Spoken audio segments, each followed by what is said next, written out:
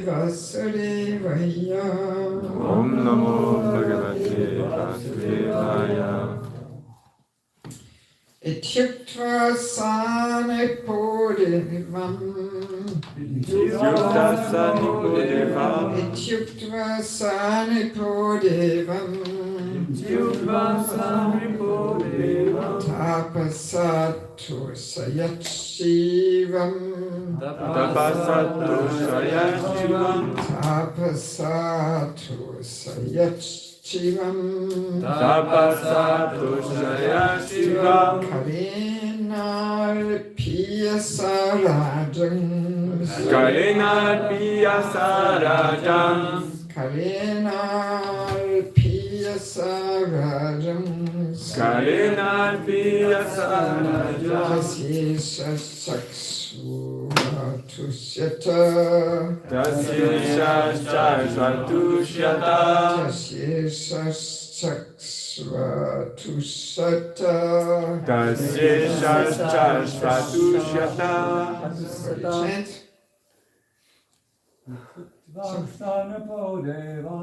Ityukta sanipodevam. Tapasatto sayatshivam. Kalenal piyasarajam. Tasyesha sarvatusyata. Ityukta sanripodevam. Tapasatto shayashchivam. Kalenal piyasarajam. Tasyesha sarvatusyata. Ityuktva sanipodeva. Tapasato shayashiva. Kalena piyasarajam. Tasyesha shavatushyata. Mataji, would you like to chant? Ityuktva sanipodevam. Tapasato sayakshivam. Kalenal piyasarajam.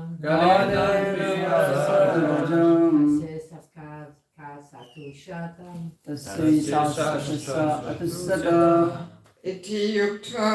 After saying this, Saha, he, Nectar, the king Bhagirath, Devam, unto Lord Shiva, Tapasa, by executing austerities, Atushayat, pleased, Shivam, Lord Shiva, the all auspicious, Kalena, by time, Alpiyasa, which was not very long, Rajan, O king, Tasya, upon him, Bhagirath, Isha, Lord Shiva, Cha, indeed, Ashu, very soon, Atushyata,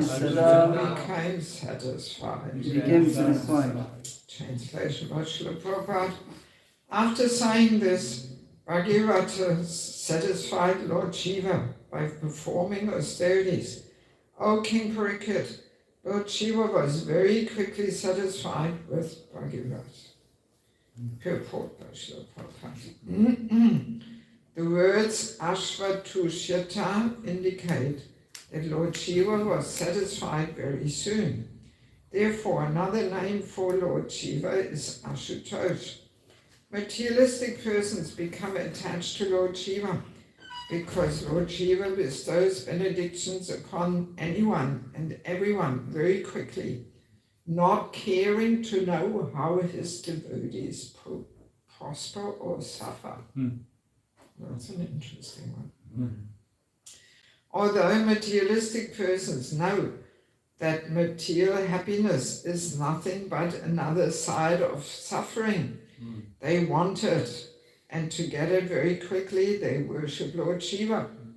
We find that materialists are generally devotees of many demigods, especially Lord Shiva and Mother Durga. They do not actually want spiritual happiness, for it is almost unknown to them. But if one is serious about being happy spiritually, he must take shelter of Lord Vishnu, as the Lord personally demands.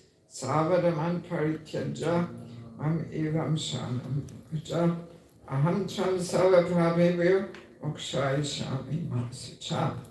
Abandon all varieties of religion and just surrender unto me. I shall deliver you from all sinful reaction. Do not fear. Bhagavad Gita 1866. Yes. So, in our last discussion, we were already in depth. We were looking at the mood and attitude of the demigods, that they like to be worshipped, and therefore they very quickly give benedictions just to make sure the puja continues coming. So what is, of course, catching our attention here is that Prabhupada says, Lord Shiva bestows benedictions upon anyone and everyone very quickly, not caring to know how his devotees prosper or suffer. So that's quite a strong statement, thinking that, an elevated personality like Lord Shiva, you would think he is a little more caring, with his benedictions, that he's thinking, okay, how will this affect my devotees? But no, Prabhupada says, he's not caring at all, Yeah, and that is the mood of a materialist, really, actually. Only being concerned with one's own situation, that yes, let me reciprocate with all this worship. So the worship continues coming, and not looking a little further, how will this affect the devotees? And we mentioned it already last time. So when Brahma gave the benediction to Hiranyakashipu, he also did not consider how this would affect the devotees in the long run. And then Lord Nishingadev told him after he killed Hiranyakashipu, better not to give such kind of benedictions to whoever worships you. And we also have this story with Rikasura. Rikasura. Yes, when he got this benediction of Lord Shiva, that whoever's head he touches, it will fall off. So, and what does he do? Immediately he wants to try it on Lord Shiva. So, again, that's the mentality of a materialist, Using whatever benedictions we get, we don't mind using it against that person, Yes. And sometimes we also come across this mentality in our devotee communities, because in Kali Yuga, demon and devotee live in the same body. So sometimes we also, have this, that we try and give somebody some attention, some blessings, whatever, but then they may go against us, and stab us in the back just to get rid of us. So all these kind of things we also can find in our dealings. Yes. Then another thing that caught my eyes is that Prabhupada says, although materialistic persons know that material happiness is nothing but another side of suffering. I kind of thought, well, do we really know this? because knowing means to act upon, you know. And yeah, I'm not so sure. Of course, maybe deep down in a subtle, on a subtle level, materialistic people also have that experience that no matter how much we try for happiness, we end up in suffering. But still, we are not really convinced, you know, and that's why we continue trying for happiness. Oh yes, completely, you know. And definitely those who are in ignorance of Krishna consciousness, they have nothing else to strive for. So now, of course, let's remember, it is the nature of the soul to be blissful, you know. We are pleasure seeking, but we are looking in the wrong direction. And that loving propensity of the soul turns into lust.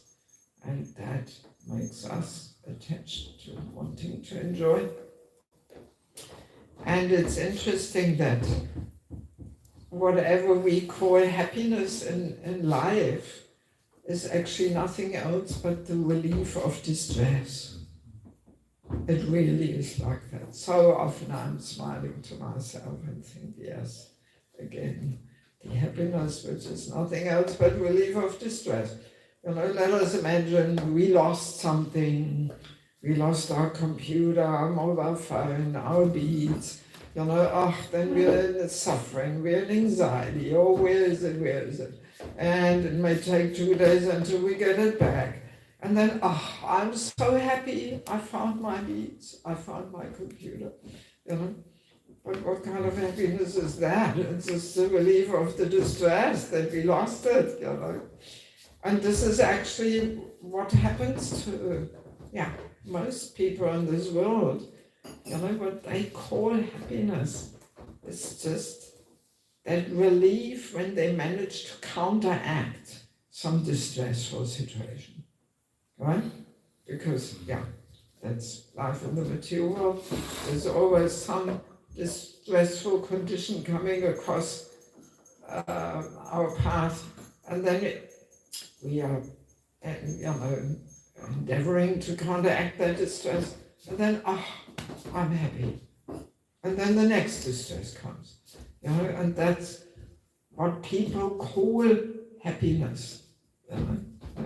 It's a very low level of happiness, actually, very low level. But in the human form of life, there's such higher level of happiness and joy and bliss available, right? Only in the human form of life. But that is not known to many people. You know? Prabhupada says it also. They do not actually want spiritual happiness, for it is almost unknown to them. That's the whole point, you know. Even though there's such a whole well of never-ending, unlimited joy and happiness available, most human beings have no clue. No clue. You know? Yes. Also, somewhere in the Bhagavatam, there's this nice explanation that material enjoyment, sense gratification, is based on this intense expectation of a satisfaction which actually never comes. You know, this is also funny because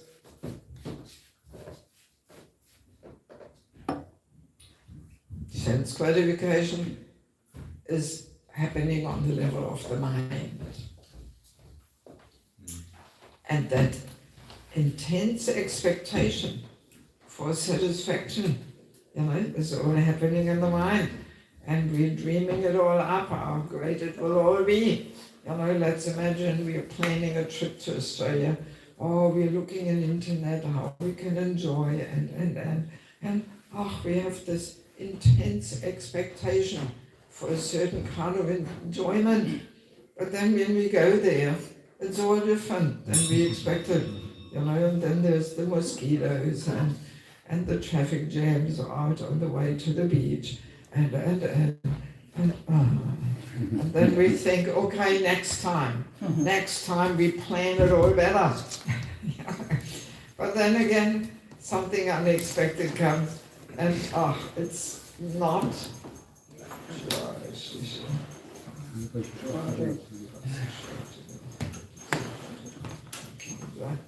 Yeah, so it's not that expectation for that satisfaction to come.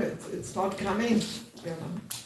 And same thing is also, of course, in this whole man-woman relationship, sex life. You know, it's all, we're all imagining it, how great it will be, and it's never coming. And always some misery is coming. You know. And of course, every kind of flickering sense enjoyment always has a price to pay, right? Even in eating, we have that. We may think, oh, do I want to have this piece of pizza at 10 o'clock at night? Yes, I have to have it. And then, next morning we can't get up. Or we have a sleepless night, tossing, turning after all the pizza being digested there. You know, so any flickering enjoyment, price to pay is coming, the bill is coming sooner or later. Sometimes it comes 10 years later for eating a whole pile of halva every day.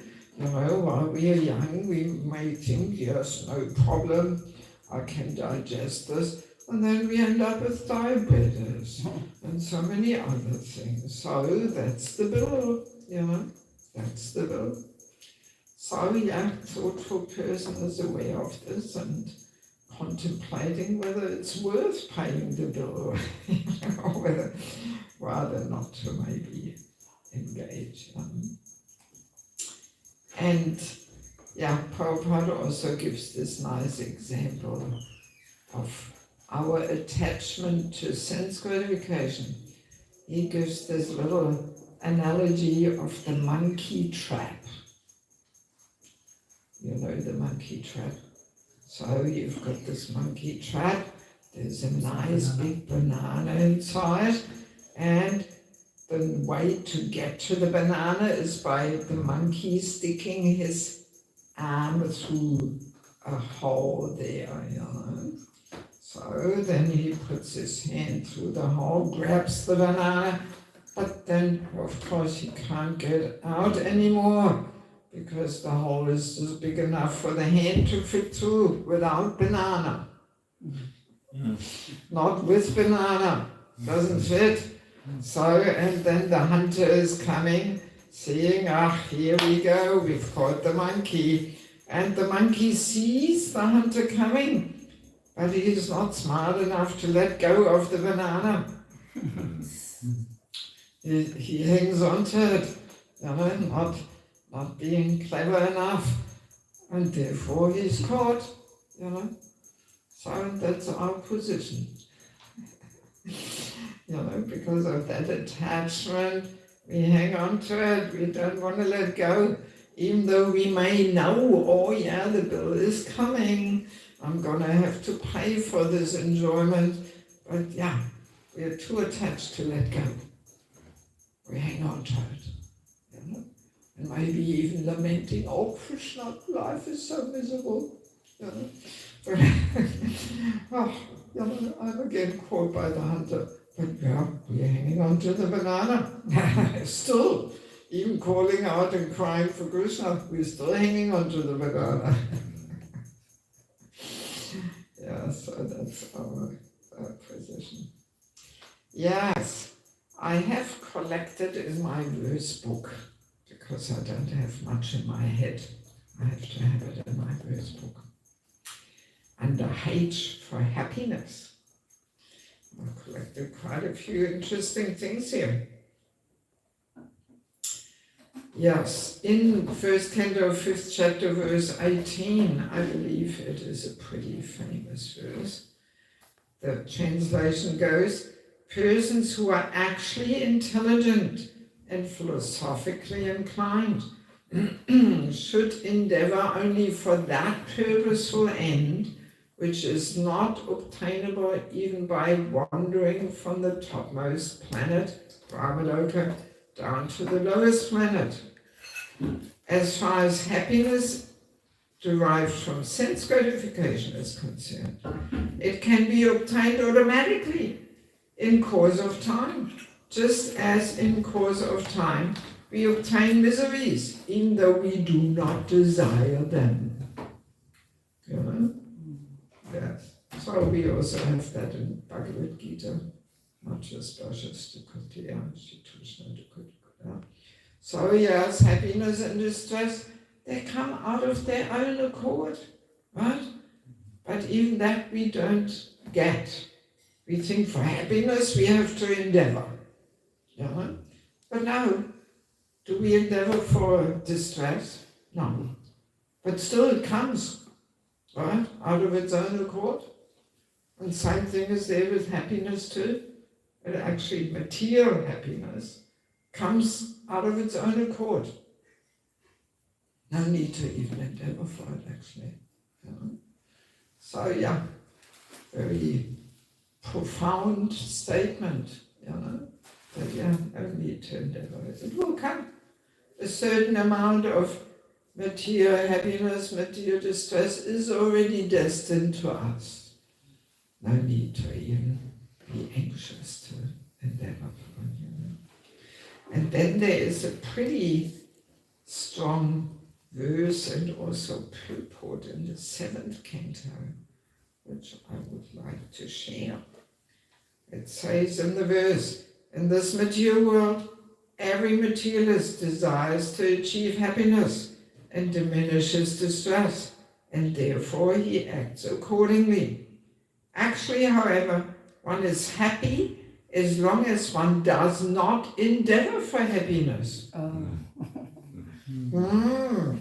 As soon as one begins his activities for happiness, his conditions of distress begin. Wow, you know, so it's simple. You know, so as soon as we are endeavoring for happiness, I'm so often telling that to myself. You know, if we make all kinds of plans to go to the beach or this or that, and then always something happens, you know, and the distress begins. I remember once in Bangladesh, we went to the beach. All right, let's go and have a quick swim. It was in Cox's Bazar. And then we had our little swim.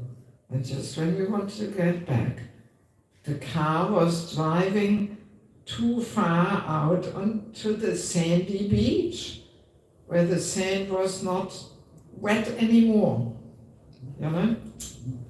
And the car, you know, the wheel disappeared in the sand. And the tide was coming, you know, and it took the boys. I went home, I left it up to them. And it took them the whole afternoon to get the car out.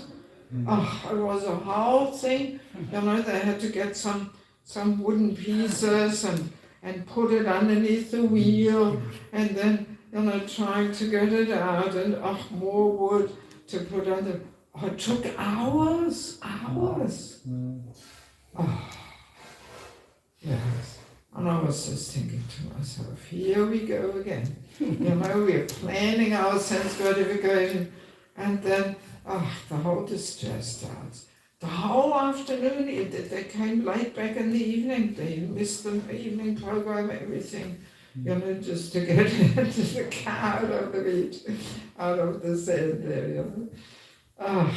So even in Krishna consciousness, you know, we can observe this. I'm always very skeptical as soon as some suggestion for some enjoyment comes up. You know, I'm thinking, do we really need this? You know?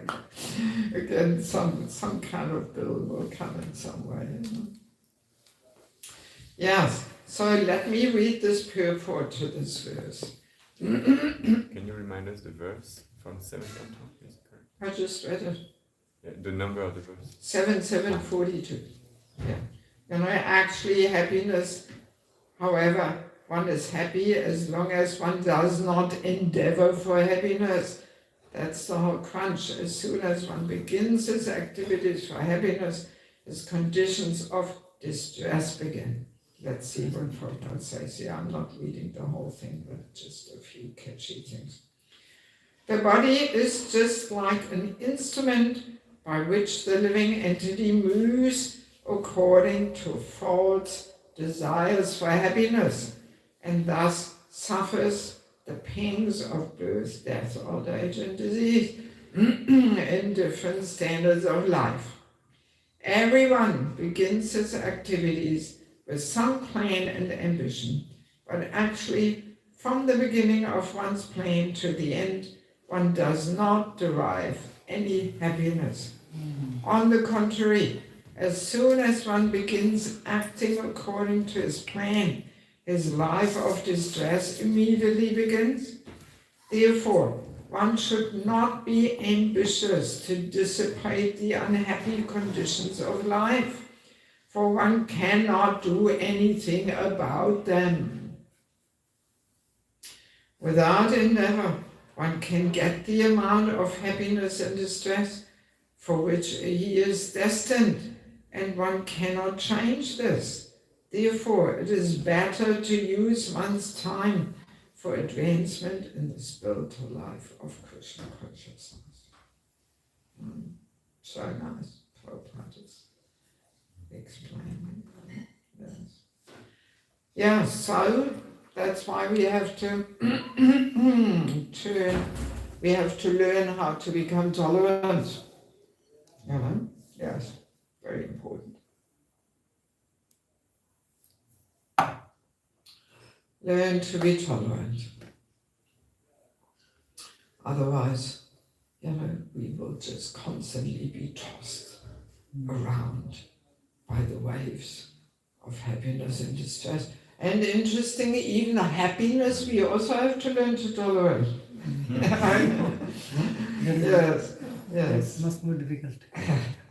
That we are not getting too carried away and elated and excited and oh my God, and then boom, down in distress again, So we should be equipoised and all the happiness and distress which comes about, knowing, there's a beginning and an end to it. And the more we become elated and excited and happiness, the more we will be hit by the distress, which sooner or later comes again. Also, there's another really sweet little thing. Also, 7th canto, 15th chapter, verse 17. For a person who has suitable shoes on his feet, there is no danger, even when he walks on pebbles and thorns. For him, everything is auspicious. Similarly, for one who is always self-satisfied, there is no distress. Indeed, he feels happiness everywhere. Yes. So, did we get this nice little, sweet little point? So, on our path through material life, there's so many pebbles and thorns, right? Rather than trying to move them all out of our way, because we will be pretty busy there, because there's unlimited pebbles and thorns along our way. So we may move the first 2, 3, we think ourselves to be successful, but then so many more pebbles and thorns are coming. So rather than trying to move them all out of our way, let's put the suitable pair of shoes on. That's a much more intelligent way, of dealing with the pebbles and thorns. So if we have the suitable pair of shoes on, we hardly even notice the pebbles and thorns. Okay, something is pricking a little bit there underneath our foot, but we are not getting all disturbed about it. Yes, we know it's just the pebbles and thorns. You know? So, and of course, the suitable pair of shoes is nothing else but Krishna consciousness. You know? Yes, yes. That's the suitable pair of shoes. So, more intelligent solution. You know, to put the right pair of shoes on, and then we will not get disturbed. And there is even another nice statement. Oh yeah, that comes from Chaitanya Charitamrita, Madhya 4, 186. There it is said that when one sees apparent unhappiness or distress in a perfect Vaishnava, it is not at all unhappiness for him. Rather, it is transcendental bliss. Woohoo! So, not only is Krishna consciousness the perfect pair of shoes, you know, to cross over all these pebbles and thorns, but now, even when a Vaishnava becomes perfect, he may be seemingly facing so much suffering and distress. But actually, it's bliss for him. Why is it bliss? Who can explain? Why is it bliss? Because he is not in the bodily conception of life. Yes, and therefore, He is able to remember Krishna. Yeah. yes, he takes more deeply shelter of Krishna, even more so. Right? Yeah, yes, and then Krishna makes himself tangibly visible, and then he actually feels bliss, even though he may be in the most challenging situation. You know? Yes. Yes. So that's the amazing thing, that a devotee can turn any calamity into a golden opportunity. Yeah. We have to learn that art. Any calamity can become a golden opportunity to more seriously take shelter of Krishna. That's why Krishna sends us suffering, you know, to help us feel helpless. Yes, because to feel helpless is a very important quality, actually, we should strive for, you know. But out there in the material world, who wants to feel helpless? Nobody. So again, what is success in spiritual life is seen to be a loser and suffering in material life, you know. So yes, spiritual life, we want to become helpless, because we have to helplessly call out to Krishna when we chant His holy name. Prabhupada gives us the example, we talked about it last night, that we should chant the holy name like a child crying for his mother. That's how we're meant to chant, you know, helplessly, desperately. But are we chanting like that? No, we are not. That's because, why? False ego. We think we are cool, we've got it all down, we've got it all under control. You know? And that there's no helplessness. You know? So, that's why Krishna sends us some calamities, so to help us feel helpless. You know? I remember many years ago at this amazing Ukrainian Bhakti Sangam festival, His Holiness Naranja Swami elaborated on this. And he was sharing that he did a routine medical checkup and the doctors found something. And they said, "Oh, this may as well be cancer. We have to analyze this." And of course, thank God it was not cancer. But it took 10 days for Maharaj to get the test report, you know. And he was smilingly sharing that in these 10 days, I probably chanted my best rounds. I was thinking, just see, even on that level, you know, the distress helps us, you know, calling out. Yes, and he was saying about how my whole consciousness changed. I thought, okay, this may very well be it. You know, this may be it, life may be finished. Okay, cancer, wow, so let's call out, you know. Yes. Yes. Yeah, so all right, 10 to 9, let me see if we have some points for discussion and questions. Yes, Prabhu. Thank you, Devaki, for your wonderful explanations. Just to come back to one of the first statements you made at the beginning of your explanation about Lord Shiva. How can we try to understand that he didn't care, after all, for the results of the benediction he would give to anyone? Well, Lord Shiva is inconceivable, I believe.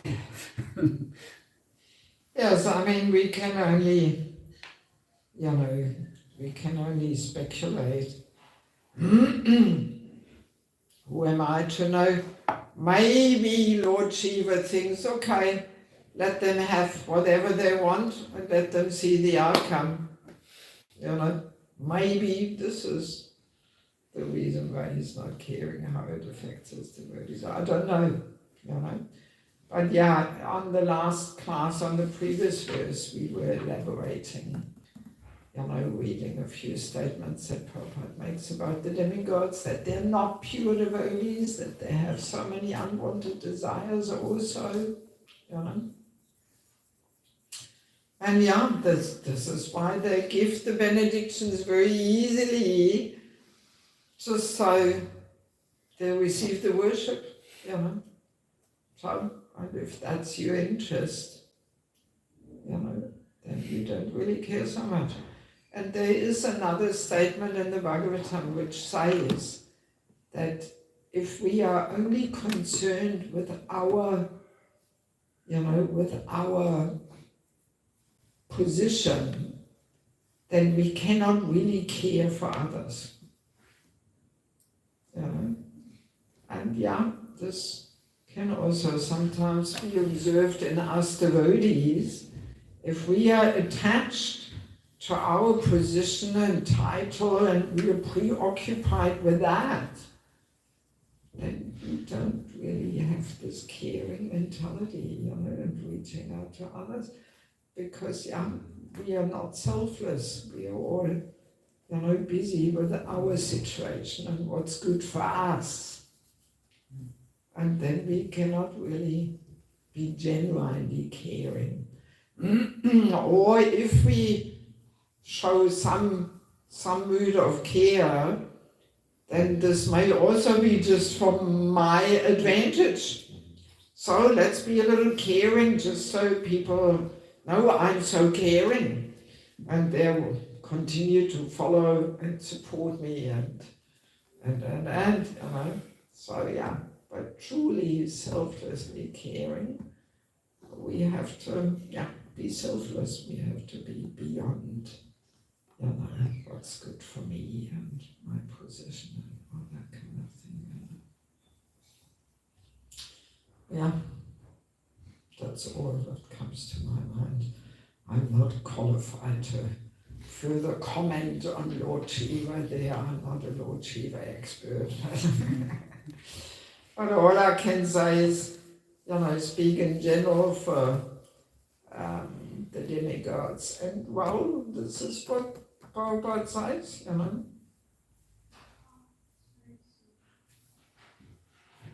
That's what he says. Materialistic persons become attached to Lord Shiva because Lord Shiva bestows benedictions upon anyone and everyone very quickly, not caring to know how his devotees prosper or suffer. Wow, yeah, it also caught my attention when I read the billboard, you know, because it's quite a strong statement, you know, yes. It almost makes Lord Shiva completely selfish and hard-hearted and not caring, you know. Sounds like it. Okay. there's a very famous verse spoken by Lord Shiva in his defense. Okay. It is said that great personalities almost always accept voluntary suffering because of the suffering of people in general. This is considered the highest method of worshipping the Supreme Personality of Godhead. Or is that said by Lord Shiva? Yeah. I know the statement, it's in my book, but... Yeah, so the situation was there was this ocean of poison that was produced in the churning of that ocean. Everyone was in complete anxiety about it. And Lord Shiva, decides for the benefit of the people in general, he's going to drink this poison. So he does have a soft heart. Yeah, so I guess, we all have our moods. And Lord Shiva also has his mood. Yeah, I wasn't aware that Lord Shiva says that, because it is a nice statement, Yeah, so just see. Yeah, I mean, obviously, there is also a higher level to it that, those demigod worshippers, eventually they have to understand, what is the result of all the benedictions they want to have and all this, So he lets them have it. Okay, what else? Question on the happiness aspect. It's very difficult to draw a line between material happiness and the happiness that we want to derive by just dovetailing it towards a spiritual life. How do we even understand whether it's actually our desire that we're trying to, for example, cook something nice, or whether we're actually trying to just do it for the satisfaction of the Lord? So we might give up on the aspirations of material happiness, but we're still... Well, I mean, see, the process of Krishna consciousness is the gradual one, So, and our philosophy is that we use our senses in Krishna's service, that we are not denying any kind of sense gratification. But no, Krishna gives us a certain frame within we can enjoy. That's why he says even Grihastha is a so-called license for sense gratification. So-called because there's a few little restrictions are there. And another interesting statement Prabhupada also makes in one purport, that he says sense gratification is like salt. We need a little bit. Some pinch of salt brings out the whole flavor of a nice preparation. So without salt, it's a little tasteless. So in sense gratification is also like a pinch of salt. We need a little bit. To be happy, But then Prabhupada also says, but the foolish materialist wants to eat a whole plate of salt. That's a good line. Salt is so nice, let's have a whole plate full of it. Rather than sticking to the little pinch of salt, So, I mean, I guess it's a whole gradual journey of restricting our sense gratification a little bit and keeping it in the frame of Krishna consciousness, and at the same time parallel endeavoring for higher taste. Because we can only give up the lower taste if we have a higher taste. We can't just suppress. Suppressing desires never leads to a good result. It doesn't lead to purification. No. We have to use it in Krishna service, and at the same time endeavoring to get a higher taste, to absorb our mind rather than making plans for sense gratification. We absorb the mind in making plans for preaching, for serving the devotees, and we fully absorb ourselves in that, and then we get a higher taste, and then we see, coming to the temple, cooking the Sunday feast, so much more enjoyable than trying to go to the beach somewhere or whatever and then having all the traffic jams and mosquitoes and sandflies and the blaring music of the other people who also want to enjoy on the beach. And then, you know, so then we get that direct experience that actually it's much more satisfying to really engage wholeheartedly in service. And I mean, we have festivals coming up, so festivals are the mother of enjoyment. No, not the mother of enjoyment, the mother of bhakti. Yes, they draw bhakti from the heart if we celebrate them properly, meaning they're an opportunity to get out of our comfort zone, you know, and do something little extra. Cook 108 preparations for Lord Balaram on his appearance. Wow, let's get into it. You know, yes, that's the spirit, you know, and not just coming to the program. I always say the program on these festivals is actually for those who don't know where the real nectar is. You know, yes, who don't know that secret. They come to the program, okay, let's see, let's hope it will be entertaining and enjoyable. You know, but the real nectar is to serve, to make all nice, beautiful decorations and gardens and you know, flower decorations, bracelets from flowers and this and that and this and that. You know, and cooking and flowers, they are the main ways how to offer our devotion. You know, you have to give it some shape. So that's what's happening in Vrindavan, cooking and flowers. It's described how Krishna even wears slippers made from flowers.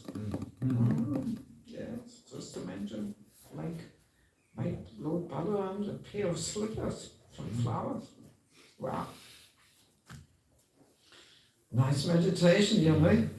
How to get that happening, you know. Yes, it's all there, you know. So just making a garland, well, that's the bare minimum of flower decorations. But all the jewels, earrings, crowns made from flowers, they are liked the best by Radharani, by Krishna. You know, so in places like Vrindavan, you see this. They make all these nice, amazing decorations. All the mukit pieces are made with little flower tips and petals and you know, and the Radharani's crown is all made from little flower tips and bulbs and all these kind of things. You know, they're very expert there. They're already practicing very intensely for what they will be doing in Vrindavan. You know. So that's the purpose of festivals, you know, to get into it. Yes, and then we think, wow, why can't every day be like this? Why only Balaram's appearance or Janmashtami? You know, every day should be like that. So yes, as leaders, we should make a whole talk about it, gearing up, you know, getting people enthusiastic. I don't know what standards you have here, but in many temples, they allow initiated devotees to cook perhaps at home, you know, and bring them.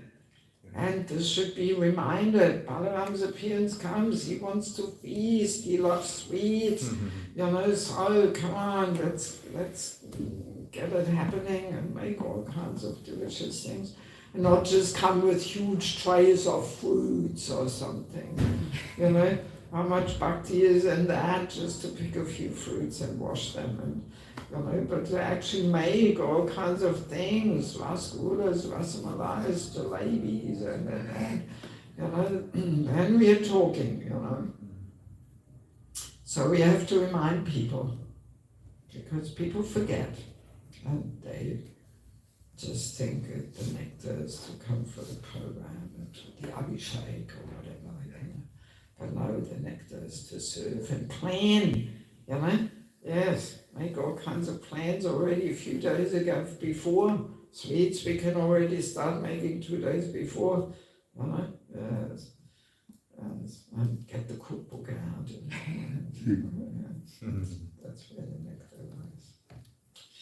Okay, thank you so much for your kind attention. For those who were not here the previous days, can I bring your attention to the fact that I have a new book, Meeting Death with Joy, the Radha Parisisvara. What's that all about? And yeah, Fonziga is always good. Fonziga, a constant companion and troublemaker.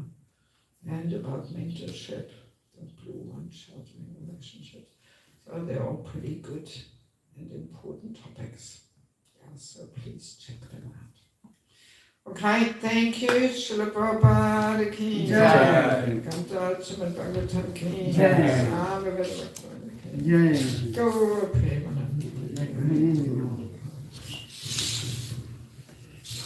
Devaki Mataji ki Jai. Actually, did Maharaj say something when he wants to go to the farm? tomorrow. Tomorrow, Morning after breakfast. after breakfast. Yeah. Okay.